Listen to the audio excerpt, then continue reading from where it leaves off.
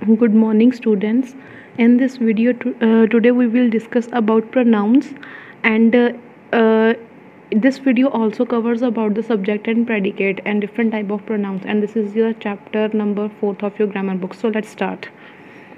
So first we must know that what is subject and predicate. Every complete sentence has two parts. मतलब हर sentence ਦੇ ਦੋ parts ਹੁੰਦੇ ਆ, subject and predicate. ठीक है, subject ਕੀ ਹੁੰਦਾ ਆ? What is subject? What or who the sentence is about. मतलब sentence ਜਿਹਦੇ ਬਾਰੇ ਹੁੰਦਾ ਆ, sentence ਵਿੱਚ ਜਿਸ ਬਾਰੇ ਗੱਲ ਹੋ ਰਹੀ ਹੁੰਦੀ ਆ. Next is predicate. What the subject does. Means subject ਕੀ ਕਰ ਰਿਹਾ ਹੈ, ਉਹ predicate ਦੱਸਦਾ ਆ. Let's look into some examples.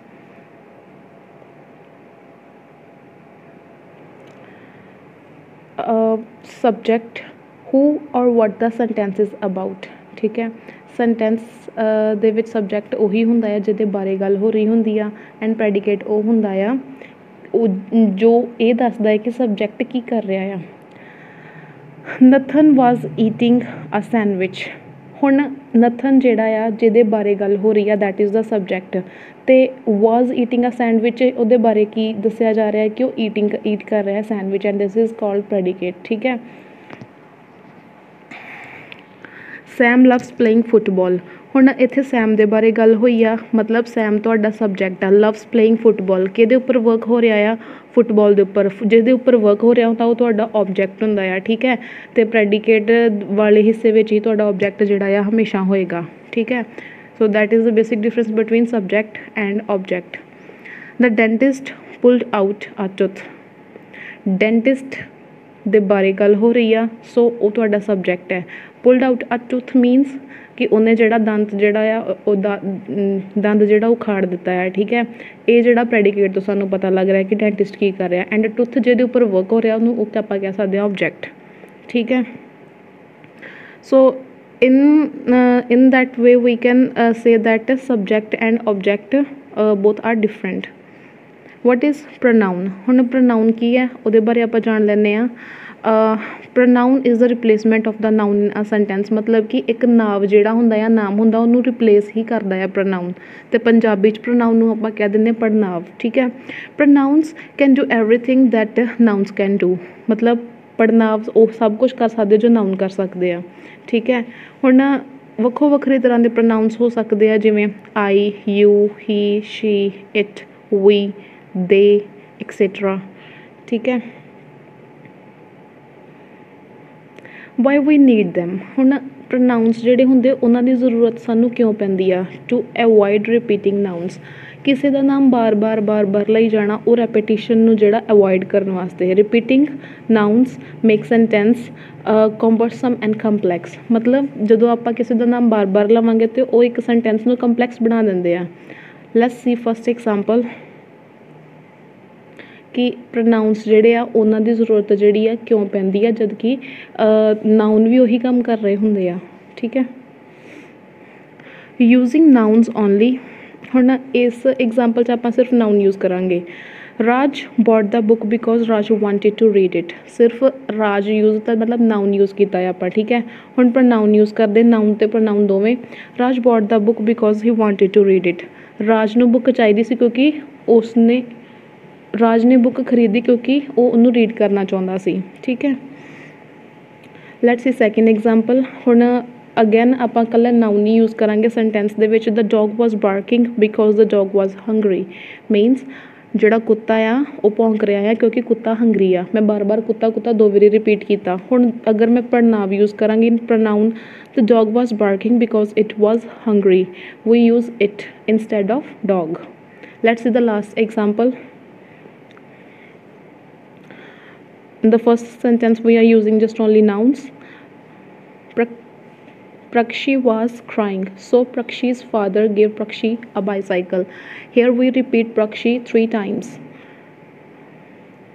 Now using noun and pronoun both. Prakshi was crying, so her father gave her the bicycle. We use her and her instead of Prakshi. We did not repeat the Prakshi again and again. We use pronouns for ਅਸੀਂ ਪ੍ਰੋਨਾਊਨਸ ਦੀ ਕਿਉਂ ਜ਼ਰੂਰਤ ਹੁੰਦੀ ਹੈ ਸਾਨੂੰ? To avoid complexity of sentence ਨੂੰ complex ਨਹੀਂ ਬਣਾਉਂਦੇ, ਗੁੰਝਲਦਾਰ ਨਹੀਂ ਬਣਾਉਂਦੇ। ਪ੍ਰੋਨਾਊਨਸ ਕੈਨ ਬੀ ਸਬਜੈਕਟ ਐਂਡ ਪ੍ਰੈਡੀਕੇਟ, ਅਤੇ ਪ੍ਰੋਨਾਊਨਸ ਜਿਹੜੇ ਉਹ ਸਬਜੈਕਟ ਅਤੇ ਪ੍ਰੈਡੀਕੇਟ ਜਾਂ ਕਹਿ ਲਓ ਆਬਜੈਕਟ ਦੋਵੇਂ ਹੋ ਸਕਦੇ ਆ। ਹੁਣ ਟਾਈਪਸ ਆਫ ਪ੍ਰੋਨਾਊਨਸ ਦੀ ਗੱਲ ਕਰਦੇ ਹਾਂ ਅਤੇ ਇਹਨਾਂ ਦੀਆਂ ਟਾਈਪਸ ਦੇ ਵਿੱਚ ਇਹ 8 ਟਾਈਪਸ ਦੇ ਵੀ ਹੁੰਦੇ, 7 ਦੇ ਵੀ ਹੋ ਸਕਦੇ ਆ, ਠੀਕ ਹੈ। The first one is personal, second is indefinite, third is relative, fourth is intensive, fifth is demonstrative, sixth is interrogative, and the seventh is reflexive pronoun. In this video we will discuss about the personal pronouns first. What are the personal pronouns? This is very important type of pronouns, so listen it carefully. First, it is related with the point of view. Means, what is a point of view here? It means that it include 3 persons: first person, second person, and third person.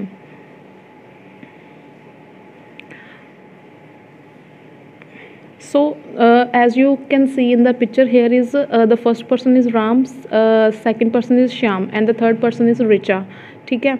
ਹੁਣ Ram is the speaker, ਜਿਹੜਾ first person ਆ ਹਮੇਸ਼ਾ speaker ਹੁੰਦਾ, ਕੁਛ ਬੋਲ ਰਿਹਾ ਹੁੰਦਾ ਆ, ਅਤੇ ਜਿਹੜਾ ਪਰਸਨ ਸੁਣ ਰਿਹਾ ਹੁੰਦਾ ਉਹ ਸੈਕਿੰਡ ਪਰਸਨ ਹੁੰਦਾ ਆ, ਠੀਕ ਆ। ਇੱਕ ਰੂਮ ਦੇ ਵਿੱਚ ਆ, ਇਹਨਾਂ ਦੇ ਵਿੱਚ ਗੱਲਬਾਤ ਹੋ ਰਹੀ ਆ, ਫਸਟ ਪਰਸਨ ਕੁਛ ਬੋਲ ਰਿਹਾ, ਸੈਕਿੰਡ ਪਰਸਨ ਸੁਣ ਰਿਹਾ, ਅਤੇ ਜਿਹਦੇ ਬਾਰੇ ਯਾਨੀ ਥਰਡ ਪਰਸਨ ਰਿਚਾ ਦੇ ਬਾਰੇ ਗੱਲ ਹੋ ਰਹੀ ਆ ਉੱਥੇ ਪ੍ਰੈਜ਼ੈਂਟ ਨਹੀਂ ਹੈਗੀ, ਅਤੇ ਉਹ ਹੋ ਗਈ ਤੁਹਾਡੀ ਥਰਡ ਪਰਸਨ।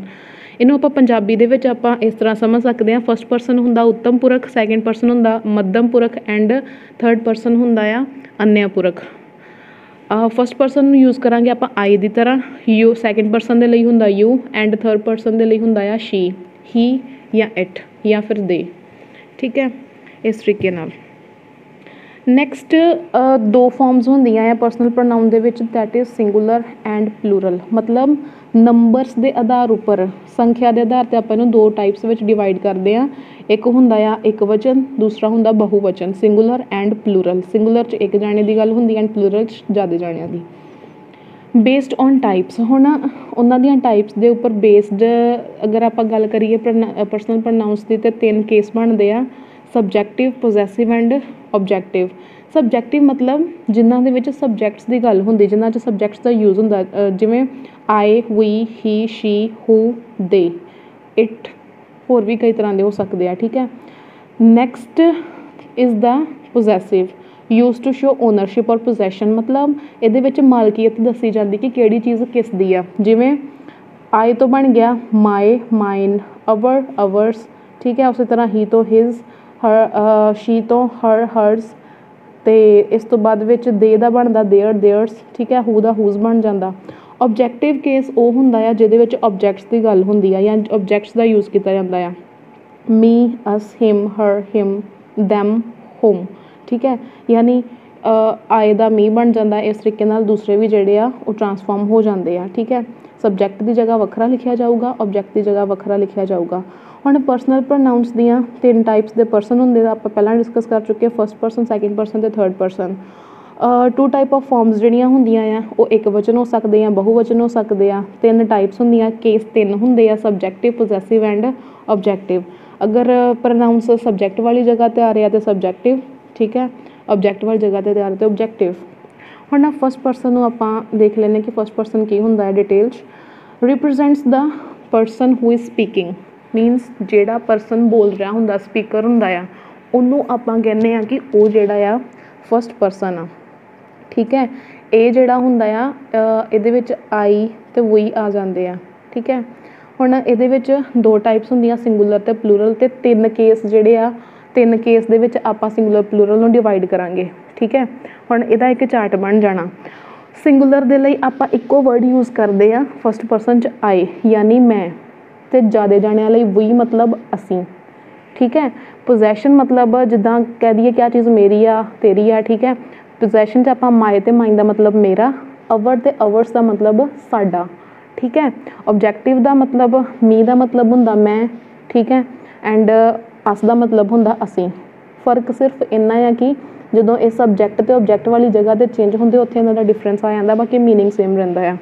ਸੈਂਟੈਂਸ ਐਗਜ਼ਾਮਪਲ 'ਚ ਆਪਾਂ ਦੇਖ ਲੈਂਦੇ ਹਾਂ। ਅਗਰ ਸਿੰਗੂਲਰ ਫਾਰਮ ਦੀ ਗੱਲ ਕਰੀਏ ਸੈਂਟੈਂਸ ਵਿੱਚ, ਉਹ ਕਹਿ ਰਹੇ ਆ I am a good swimmer.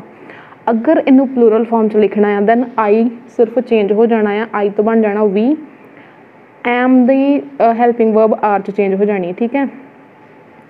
Next is the second person, represents the person who is listening, ਮਤਲਬ ਸੈਕਿੰਡ ਪਰਸਨ ਦੂਸਰਾ ਪਰਸਨ ਉਹ ਹੁੰਦਾ ਜਿਹੜਾ ਸੁਣ ਰਿਹਾ ਹੁੰਦਾ ਆ। ਹੁਣ ਇਹਦੇ 'ਚ ਸਿੰਗੂਲਰ ਪਲੂਰਲ ਫਾਰਮ ਕੁਛ ਨਹੀਂ ਹੁੰਦੀ, ਦੋਵਾਂ ਦੇ ਲਈ ਇੱਕੋ ਚੀਜ਼ ਯੂਜ਼ ਹੁੰਦੀ ਆ, that is the word you, ਠੀਕ ਹੈ। ਸਬਜੈਕਟਿਵ ਅਤੇ ਓਬਜੈਕਟਿਵ ਕੇਸ ਦੇ ਵਿੱਚ ਵੀ ਦੋਵਾਂ 'ਚ ਯੂ ਹੀ ਆਉਣਾ ਆ। ਚੇਂਜ ਕਿੱਥੇ ਹੋਣਾ, ਪੋਜੈਸ਼ਨ 'ਚ, ਜਿੱਥੇ ਗੱਲ ਆਉਣੀ ਮਾਲਕੀਅਤ ਦੀ, ਓਨਰਸ਼ਿਪ ਦੀ। ਯੂਅਰ ਅਤੇ ਯੂਅਰਸ, ਯੂ ਦਾ ਮਤਲਬ ਤੂੰ, ਪੋਜੈਸ਼ਨ 'ਚ ਯੂਅਰ ਅਤੇ ਯੂਅਰਸ ਦਾ ਮਤਲਬ ਤੇਰਾ ਜਾਂ ਤੁਹਾਡਾ, ਠੀਕ ਹੈ। ਉਸੇ ਤਰ੍ਹਾਂ ਓਬਜੈਕਟਿਵ ਦੇ ਵਿੱਚ ਵੀ ਯੂ ਦਾ ਯੂ ਹੀ ਰਹਿਣਾ ਆ। ਸੈਂਟੈਂਸ ਐਗਜ਼ਾਮਪਲਸ ਦੇਖ ਲੈਂਦੇ ਹਾਂ।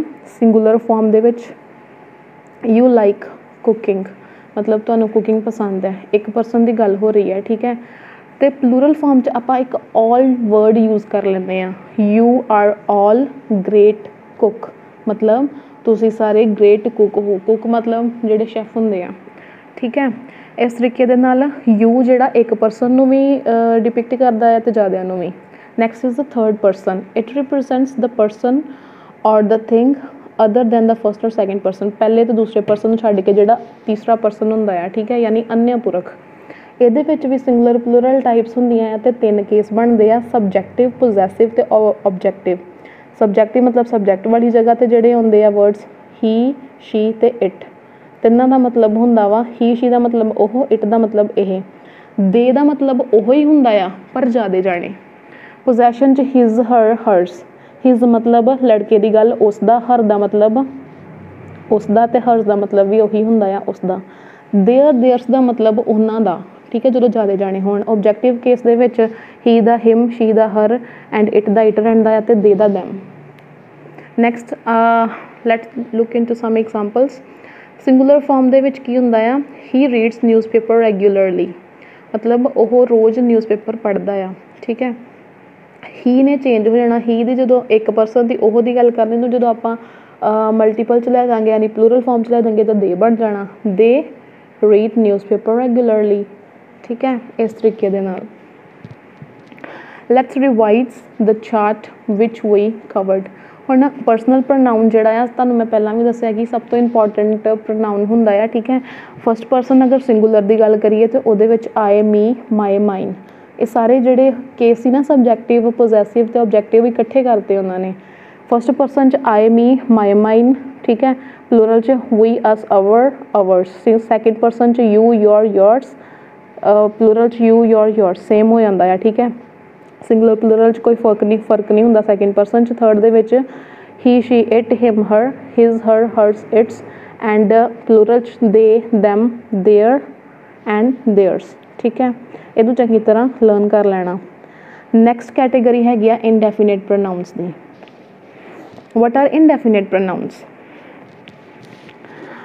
If we do not want to indicate exact person, place or thing, you can use indefinite pronouns। ਮਤਲਬ ਜਦੋਂ ਆਪਾਂ ਕਿਸੇ ਖਾਸ ਪਰਸਨ ਨੂੰ ਪੁਆਇੰਟ ਆਊਟ ਨਹੀਂ ਕਰਾਂਗੇ ਨਾ, ਉਸ ਸਮੇਂ ਆਪਾਂ ਜਿਹੜੇ ਪ੍ਰੋਨਾਊਨਸ ਨੂੰ ਯੂਜ਼ ਕਰਾਂਗੇ ਉਹ ਇੰਡੈਫੀਨੇਟ ਹੋਣਗੇ, ਯਾਨੀ ਐਨੀਬਡੀ, ਐਨੀਵਨ, ਨੋਬਡੀ, ਐਵਰੀ, ਆਲ, ਸਮ, ਇਨਫ, ਮੈਨੀ, ਮਚ, ਕੋਈ ਵੀ, ਸਾਰੇ ਜਾਣੇ, ਕੁਝ ਕੁ, ਠੀਕ ਹੈ। ਇਸ ਤਰੀਕੇ ਨਾਲ ਜਦੋਂ ਆਪਾਂ ਬੋਲਦੇ ਹਾਂ।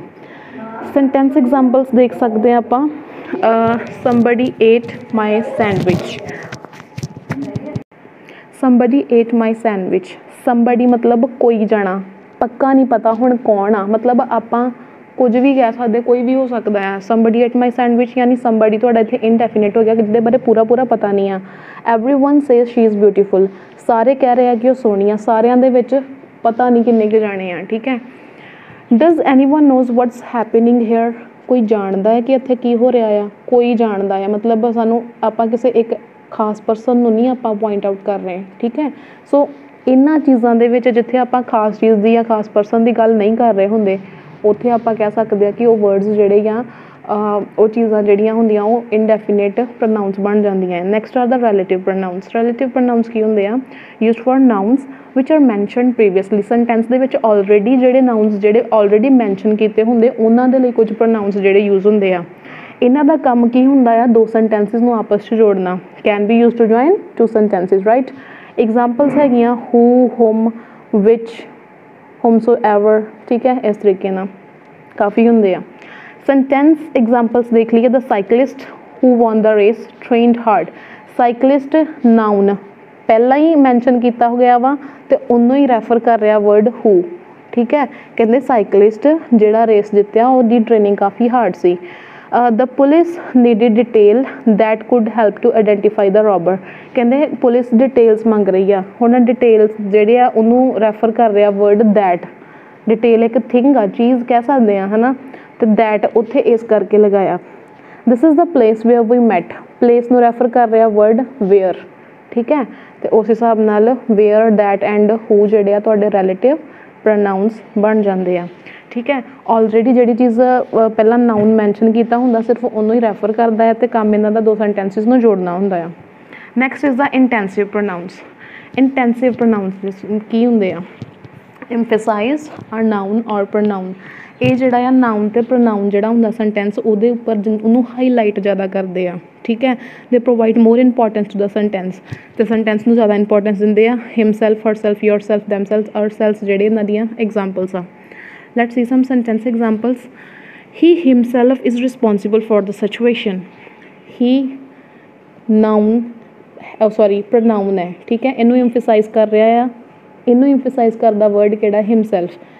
ही himself is responsible for the situation, वो अपने आप ही सिचुएशन के लिए रिस्पॉन्सिबल हैगा आ। Jennifer sewed her dress herself. Jennifer यानी नाउन नूं एम्फेसाइज कर रहा कि जेनिफर ने अपने आप ही अपनी ड्रैस सीती आ। We built a garden by ourselves, असी गार्डन अपना खुद ही बनाया आ, अपने आप ही बनाया आ, ठीक है। इस तरीके नाल himself, herself and ourself are the intensive pronouns, ठीक है, मतलब एम्फेसाइज करना है noun pronoun. Next are the demonstrative pronouns. Demonstrative का मतलब to point out something, right. These pronouns point something specific within a sentence, मतलब sentence में किसी चीज़ को पॉइंट आउट करना। They represent a thing near or far in distance और time, कोई चीज़ नेड़े है या दूर आ, पॉइंट आउट करके इशारा करके दसदे आ। दिस दैट दीज दो सच आइडिया जड़ियाँ कुछ एग्जाम्पल्स आ, ठीक है। सेंटेंस एग्जाम्पल्स देख लेने। This is a white cow, यानी मैं पॉइंट आउट करके कहूँगी कि ए वाली जिहड़ी काउ आ वाइट आ। दिस मतलब मेरे लागे खड़ी हुई आओ, ठीक है। These are my books, these तो पता चलता पाया है कि एक बुक नहीं है, ज़्यादा बुक्स आ, ठीक है। तो दीज उदों यूज़ करते जो कोई चीज़ लागे पई हुंदी आ। नंबरस भी पता लग गया सानू कित्थे पई आ, वो भी पता लग गया, ठीक है। सच अ पैन कॉस्ट 2 रुपीज़, मतलब दस रहे आ इदां दे पैन जिहड़े 2 रुपीज़ विच आ जाते हैं, ठीक है। So such, this, these are the demonstrative pronouns. Distance नूं दसदे आ, चीज़ कोल आ दूर आ, नंबर भी सानू पता चल जाते इहदे तो। Next are the interrogative pronouns. These are use to begin a question. Interrogative तो पता चल रहा कि इंटैरोगेशन के लिए यूज़ होंगे आ, एंड इहदे च क्वेश्चनस जिहड़े आ पुछे जाते हैं। What, which, who, whom and whose are some examples of interrogative pronouns. Let's look into some sentence examples. What do you want for dinner? मतलब डिनर दे विच तुसी की खाओगे, ठीक है। What is a question, right? Question word है। Next is the which color do you prefer? तुसी तोनू केड़ा रंग पसंद है, ठीक है। Who is going to take out the trays? ठीक है। Who जिहड़ा आ ये भी तुहाडा जिहड़ा आ एक कह लो क्वेश्चन की तरह जिहड़ा काम कर रहा, ठीक है। यानी WH वर्ड्स जिहड़े हुंदे आ क्वेश्चनिंग दे लई काम आउंदे आ, ते ये जिहड़े आ इंटैरोगेटिव प्रोनाउंस भी हुंदे आ, ठीक है। Next are the reflexive pronouns. They are object pronouns that we use when the subject and object are the same noun. जिहदे विच सेंटेंस दे विच ऑब्जेक्ट ते सब्जेक्ट जिहड़े सेम हुंदे आ, ठीक है। उन्हां केसिस दे विच जिहड़े वर्ड्स जिहड़े हुंदे आ, ठीक है, वो वाले वर्ड्स जिहड़े हुंदे उन्हां नूं आपां प्रोनाउन कह दिंदे, यानी रिफ्लैक्सिव प्रोनाउन। इन्हां दे नाल ना एक्चुअली की हुंदा आ सैल्फ या सैल्व्स लगदा आ, ठीक है। जिद्दां मान लो मैं आई क्या ते आई दा माई सैल्फ बन गया, ठीक है। Myself, ourself, herself, their selves, इवें करके। सेंटेंस एग्जाम्पल दे विच जिवें लिखिया आ I ask to myself to calm down. I तुहाडा सबजैक्ट आ, माई सैल्फ तुहाडा ऑब्जैक्ट आ, यानी दोवें इक्को चीज़ नूं रैफर करदे पे आ, ठीक है, मतलब फस्ट परसन नूं, ठीक है। ही बेकड अ केक हिमसैल्फ, हुण इहदे विच तीसरे परसन नूं रैफर कर रहे आ। ही ते हिमसैल्फ सेम चीज़ आ, ठीक है। You are too young to go out yourself. You and yourself both are referring to only one thing, that is the second person. What we have learned in this video, let's just revise. We discuss about the personal pronoun, indefinite, relative, intensive, demonstrative, interrogative, and relative pronouns. This chart is very important, so you must learn that. Thank you.